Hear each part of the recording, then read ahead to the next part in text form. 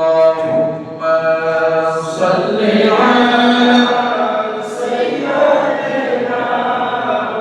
مولانا محمد وعلى آل سيدنا مولانا محمد بلغ العلا بكماله كشف الدجى بجماله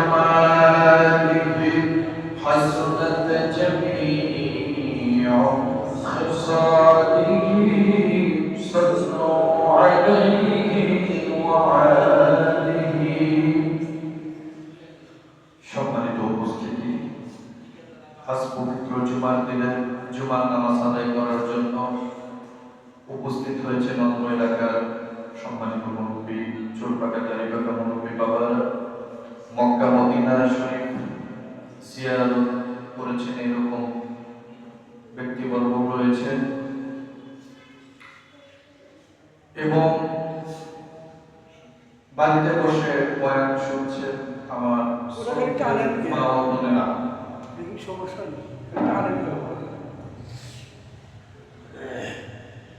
সকলকে জানাই মোবারকবাদ এবং সালাম। আসসালামু আলাইকুম ওয়া রাহমাতুল্লাহি ওয়া বারাকাতুহু।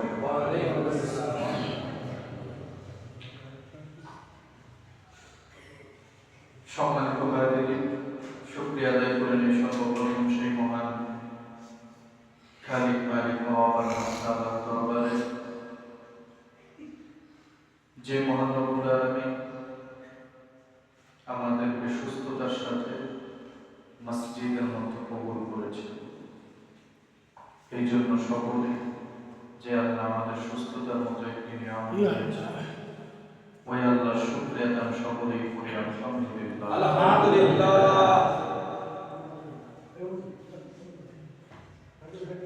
বাবারা, আপনারা আলোচনার সময় একটু মনোযোগ আকর্ষণ করেছে। যদি কেউ বয়ানের সময় অমনোযোগী থাকে, বয়ান করতে মনে চায়, এই জন্য সকলকে বলবো সবাই চুপ করে বসে পড়ি এবং মনোযোগের সাথে এই কথা শুনি আমরা, যেন এই কথাগুলি আমরা আমলে পরিণত করে করতে পারি। আল্লাহ যেন তৌফিক দেয়, সকলেই বলি আমিন। সম্মানিত উপস্থিতি, লক্ষ কোটি দরুদ ও সালাম সরকার মুআররম মুজাসসাম হায়াতুন নবী জিন্দা নবী নবিয়্যুল জাহান ইমামুল মুরসালিন খাতামুন নবিয়্যিন শাফিউল মুযনিবিন সাইয়্যিদুস সাকলাইন নবীজির কদম মোবারকে, যে নবী পাক সাল্লাল্লাহু তাআলা আলাইহি ওয়াসাল্লামের ব্যাপারে আল্লাহ পাক রব্বুল আলামিন হাদিসে কুদসির মধ্যে নিজেই ঘোষণা করেছেন কথা যে লাউলা কামা খালাকতুল আফলাক, আমি রব্বুল আলামিন যদি আমার হাবিবকে না বানাতাম তাহলে আমি আল্লাহ তাআলা কিছুই বানাই না। সুবহানাল্লাহ। কষ্ট পেতে আপনাদের আল্লাহ পাক রব্বুল আলামিন এই কথা ঘোষণা দিলেন। এই জন্য সমগ্র জগৎ জাহান আল্লাহ পাক রব্বুল আলামিন সৃষ্টি করেছেন তার হাবিবের মহব্বতে। সুবহানাল্লাহ। আল্লাহ পাক রব্বুল আলামিন হচ্ছে আলিমুল গায়ব। আল্লাহ কি গায়বের খবর জানে? আল্লাহ সমস্ত গায়বের খবর আল্লাহ তাআলা জানেন। তাইলে আল্লাহ পাক রব্বুল আলামিন মানুষকে সৃষ্টি করলেন, কে জান্নাতি কে জাহান্নামী এটা আমার আল্লাহ জানে কি জানে? আওয়াজটা সবাই দিবে, জানে কি জানে না? আমরা কিন্তু জানি কে জান্নাতি কে জাহান্নামী হবে, এটা আল্লাহ পাক রব্বুল আলামিন অগ্রিম জানে। কিন্তু আমাদের প্রশ্ন হলো, আল্লাহ তুমি যদি জানোই তাহলে কেন কবর, হাসর, মিজান এগুলো কায়েম হবে? অবশ্যই আল্লাহ জানে 100% শিওর।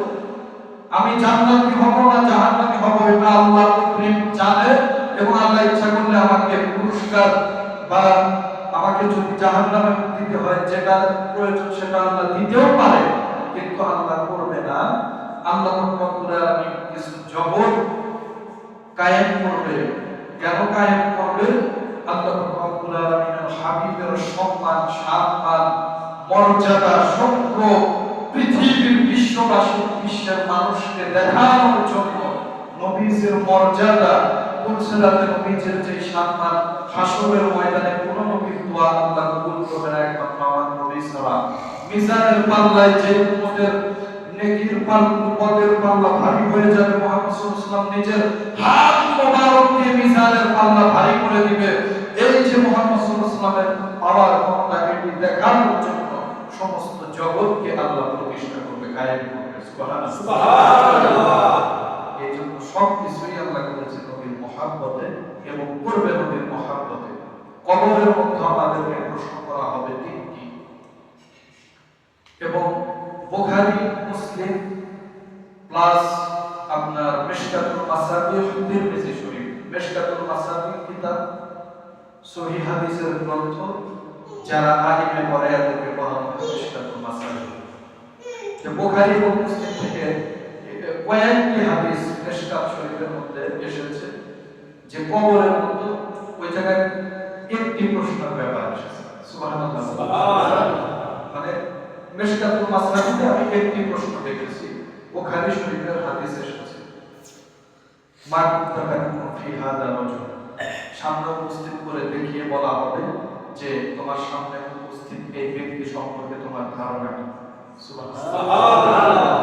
মানে এটি হচ্ছে মিশকাতুল মাসাবিহ এবং সর্বশ্রেষ্ঠ সিহাসিতার কিতাব বুখারী শরীফের বর্ণনা, যে কবরের মধ্যে প্রশ্ন এখানে একটি এসেছে, আমরা বিশ্বাস করে দেখি কিন্তু ওই হাদিস গ্রন্থে একটি এসেছে, আবার অন্যান্য গ্রন্থে তিনটি এসেছে।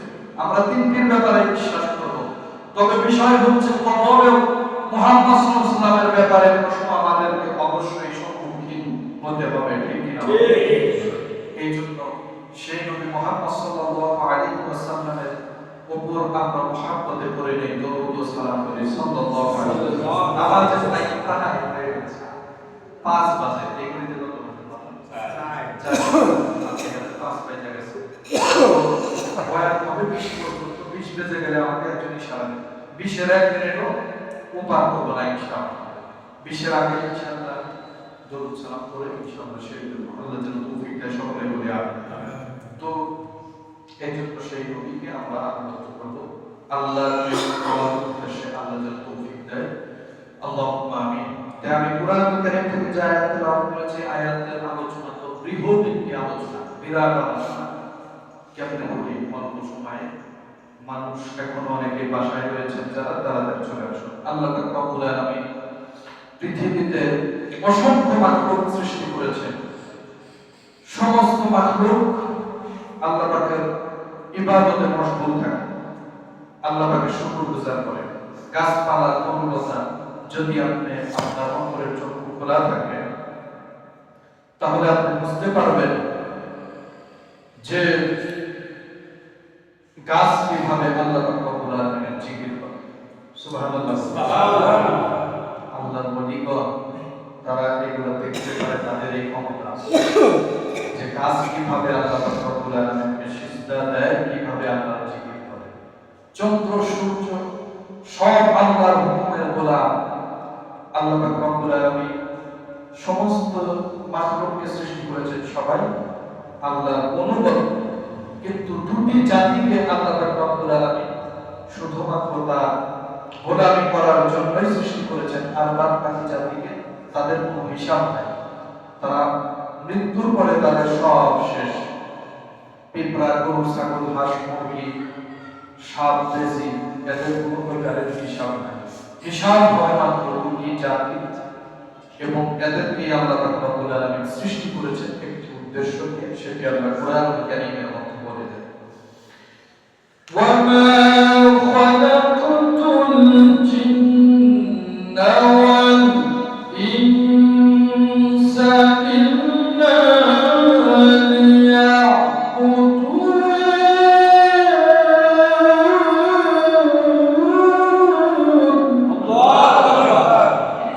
রব্বুল আলামিন কোরআন কারীমের মধ্যে জানিয়ে দিলেন, আমি মানব জাতি এবং জিন সম্প্রদায়কে একমাত্র আমার ইবাদত করার জন্য, আমার গোলামি করার জন্য, আমার অনুগত হওয়ার জন্য। এই জন্য বন্ধুগণ, আমার মানব সম্প্রদায় এবং জিন জাতি যারা রয়েছে, এদের 24 ঘন্টা আল্লাহ ইবাদতের মধ্যে নিমগ্ন থাকতে হবে। কেননা আল্লাহ রব্বুল আলামিন সৃষ্টি করেছে একমাত্র শুধু তার গোলামি করার জন্য, অন্য কোনো উদ্দেশ্য নয়। মানুষ কোনদিন মানুষের গোলামি করতে পারবে না। মানুষ একমাত্র আল্লাহর গোলামি করবে। মানুষ হয়ে কোনো মানুষকে ভয় করা যাবে না। সাধারণ কোনো মানুষকে, নেতাকে ভয় করা যাবে না। ভয় করতে হবে একমাত্র আল্লাহ রাব্বুল আলামিনকে। আল্লাহু আকবার। আল্লাহ কুরআনুল কারীমের মধ্যে দুই জায়গায়, অনেক জায়গায় আল্লাহ ঈমানদারদেরকে ডাক দিয়ে বলেছেন, ইয়া আইয়ুহাল্লাযীনা আমানু তাকুল্লাহ।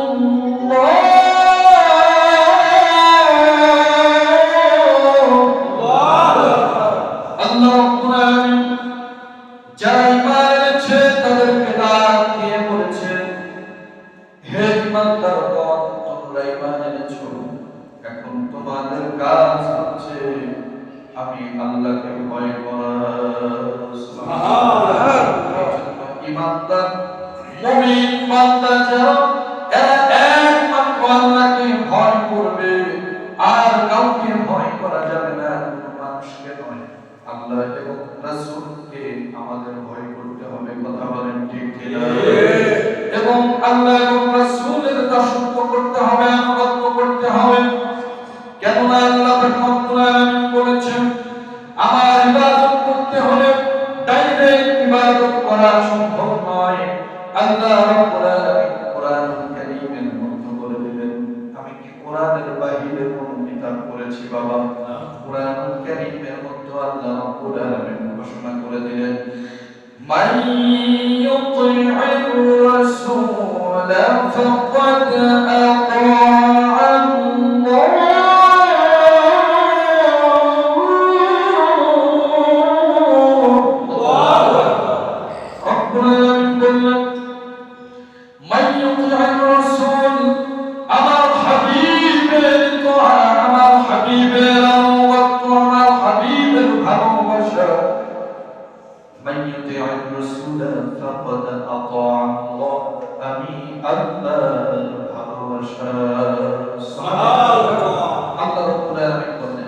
আমার হাবিবকে অনুগত করাই আমি আল্লাহর অনুগত করা, আমার হাবিবকে মানা মানে আমি আল্লাহকে মানা, আমার হাবিবের গোলামি করা মানে হচ্ছে আমি রব্বুল আলামিনের গোলামি করা। চিৎকার দিয়ে বলুন ইয়া রাসূলুল্লাহ।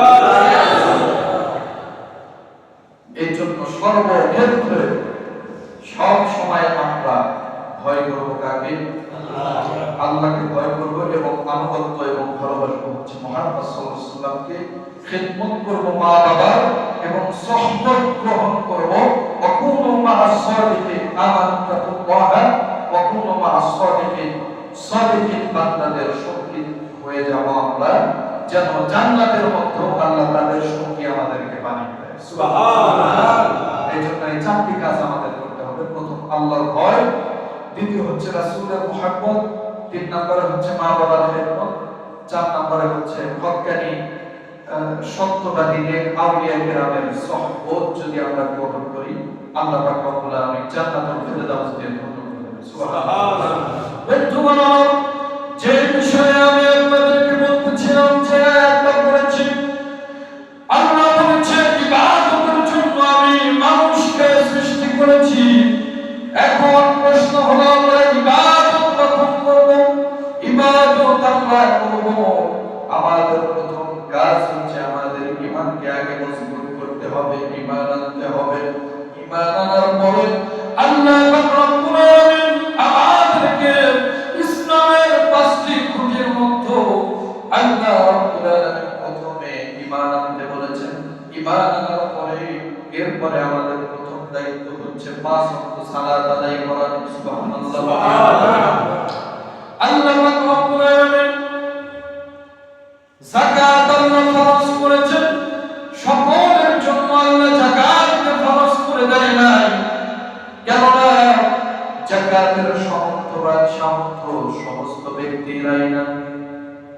সকলের জন্য যাকাত দেওয়ার সামর্থ্য হয় নাই, এই জন্য সকলের জন্যই ফরজ নয়। হজ আল্লাহ রব্বুল আলামিন ফরজ করেছেন, সকলের জন্যই ফরজ নয়। যাদের পথ ফরজ হয়েছে, সামর্থ্য রয়েছে, আল্লাহ রব্বুল আলামিন তাদের জন্যই হজ ফরজ করেছেন। কষ্ট হচ্ছে বাবা, এখনো মানুষজন আসেই নাই। আমার তাকবীর এরপর আল্লাহ রোজাকে ফরজ করে দিলেন। এই রোজাকে সকলের জন্য, আমার এই রোজাকে 12 মাস আল্লাহ ফরজ করে নাই। বছরের মধ্যে একটি মাসকে আল্লাহ মাহে রমাদান সিয়ামের মাস হিসাবে রমজান মাসকে আল্লাহ উপহার দিয়েছেন। 11 মাস আমাদের রোজা রাখতে হয় না, একটি মাস আল্লাহ রোজাকে ফরজ করেছেন। এই জন্য আল্লাহ পাক রব্বুল আলামিন সমস্ত ইবাদত সকলের জন্য নয়, সারা বছর নয়, কিন্তু ঈমান আনার পরে পরিপূর্ণ আত্মসমর্পণ করার পরে, বায়াত করার পরে, পরিপূর্ণ মুসলমান হওয়ার পরে আল্লাহ পাক রব্বুল আলামিন একটি ইবাদত সকলের জন্য আল্লাহ ফরজ করে দিয়েছেন। সুবহানাল্লাহ। কাদের জন্য ফরজ করেছেন? ফকিরের জন্য, মিসকিনের জন্য, কানার জন্য, লেঙ্গার জন্য এবং কিশোরদের জন্য, যুবকদের জন্য, মুরব্বীদের জন্য, কিশোরীদের জন্য, যুবতীদের জন্য, মুরব্বী মহিলাদের জন্য এবং মুসলমান জাতি সম্প্রদায় যারা রয়েছে প্রত্যেকের উপরে আল্লাহ রব্বুল আলামিন একটি ইবাদত ফরজ করে দিয়েছেন। সেই ইবাদতটি হচ্ছে আল্লাহ কোরআনে 1-2 জায়গায় নয়, 83 জায়গায় আল্লাহ হুকুম করেছেন, ওয়া আকিমুস সালাত, তোমরা নামাজ কায়েম করো। এই জন্য এই ইবাদতের ব্যাপারে কারো কোনো ছাড় নাই। এই ইবাদত প্রত্যেক দিন আমাদের 5 বার করে পালন করতেই হবে। সুবহানাল্লাহ। সমস্ত ইবাদত সকলের জন্য নয়, 12 মাস নয়, একমাত্র একটি ইবাদত আল্লাহ পাক রব্বুল আলামিন মুসলিম জাতি সম্প্রদায় পাগল মাতার ব্যতীত, পাগল মাতার মানুষ ব্যতীত জ্ঞানহীন যারা প্রত্যেকের জন্য আল্লাহ পাক রব্বুল আলামিন সালাত ফরজ করে দিয়েছেন। সকলকে সালাত আদায় করতে হবে। চিৎকার দিয়ে বলুন সুবহানাল্লাহ। কেননা এই এক ওয়াক্ত সালাত যদি আমি আপনার বিনা ওযুয়ে যদি আমি আপনার ছেড়ে দেই, তাহলে জাহান্নামের মধ্যে আমাকে আপনাকে 2,88,00,000 বছর জাহান্নামের আগুনের মধ্যে জ্বলতে হবে। নাউযুবিল্লাহ। আওয়াজ দিয়ে সবাই জোরে বলে নাউযুবিল্লাহ। এই জন্য আমরা এই জাহান্নামে জ্বলতে চাই? আমরা কেউ জাহান্নামে জ্বলতে চাই না। এই জন্য আমরা ইনশাআল্লাহ বাবারা সুন্দর একটি মসজিদ আল্লাহ নির্মাণ করিয়েছে, কিন্তু মসজিদের মুসল্লিদের বড়ই অভাব। সকলে নিজের কাছে এতই বেশি আমরা ব্যস্ত হয়ে পড়েছি যে আমরা আল্লাহকে ভুলে গেছি। আমরা ভুলে যাই, কোন কথা ভুলে যাই। যখন যার মানুষ মারা যায়, জানাজার নামাজ না পড়লে কোনো গুনাহ হবে না, 2-1 আদায় করলে আমার আদায় হয়ে যাবে। সুবহানাল্লাহ। ফরজ সালাত, ফরজে কিফায়া, কিন্তু এখানে একটু ভয় কাজ করে। এই জন্য আমরা জানাজায় সবাই দৌড়িয়ে দৌড়িয়ে চলে যাই। কিন্তু আমাদের এমনি যখন আমরা টিভির সামনে বসে থাকি, চাষটাদের সামনে যখন সিগারেট ধরাই, তখন আমাদের হয়তো দূরের কথা ভিতরে একটি গরম ভাব চলে আসে, একটি মানে তাপর চলে আসে। ঠিক কিনা বাবা? আছে না এরকম মানুষ? কোন আছে কিনা বাবা? হাতার মধ্যে দেখবেন একটা তাপর। না, এরকম করা যাবে না। আল্লাহকে ভয় করতে হবে এবং প্রথম কাজ আমাদের নামাজ আদায় করতেই হবে। কেননা এই সালাত ব্যতীত আমাদের বাঁচার কোনো পথ নাই, উপায় নেই। আল্লাহ পাক রব্বুল আলামিন কোরআনুল কারীমের মধ্যে বলেছেন, ইন্নাস সালাতা তানহা আনিল ফাহশাই ওয়াল মুনকার। নিশ্চয়ই এই সালাত যদি তোমরা সঠিকভাবে পবিত্রতার সাথে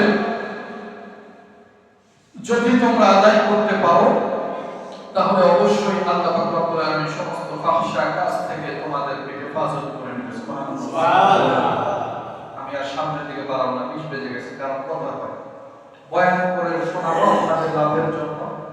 কথা বলবেন না আপনারাই, এতে আমার কোনো ফায়দা নাই।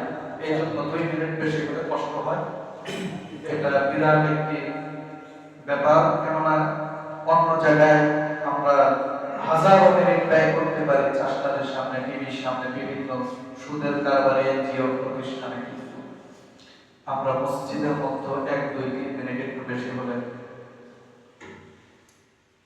ইবলিশ শয়তান আমাদেরকে চালা দিয়ে নাউজুবিল্লাহ বলি। এই জন্য এগুলা থেকে আল্লাহ যেন হেফাজত করে, সকলে বলি আমরা। এবার সর্বশেষে আমার একটি প্রশ্ন হচ্ছে, বর্তমান আসলে ফিতনার সময় হাতের তালুতে আগুন রাখার চাইতে ঈমান রাখা কঠিন, ঠিক না বাবা?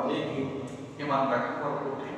খুতবার পরে যারা আসবেন বাবারা, আপনারা নামাজ পড়িবেন না, মাইকের যারা আওয়াজ শুনছেন, খুতবার পরে নামাজ জায়েজ না, খুতবা শোনা ওয়াজিব, নামাজের অংশ। খুতবার পরে যদি কেউ আসে, আপনার নামাজের ইবতিদা হবে না, লোক দেখানো ইবাদত করলে সর্বপ্রথম আপনাকে জাহান্নামে যেতে হবে।